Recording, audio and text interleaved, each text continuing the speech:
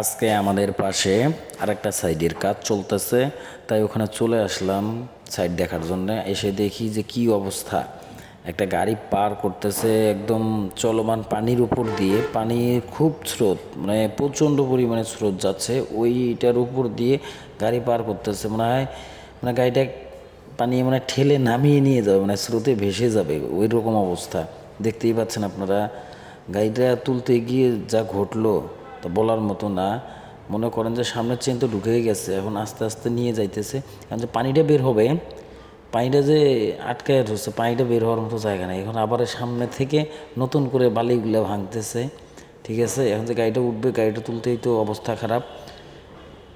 এখন আমাদের ওই যে পরের ভিডিওতে পার্ট 2 আসতেছে, দেখতে থাকুন আমাদের ভিডিও, তাহলে বুঝতে পারবেন গাড়িটা কীভাবে তোলা হয়েছে। ধন্যবাদ।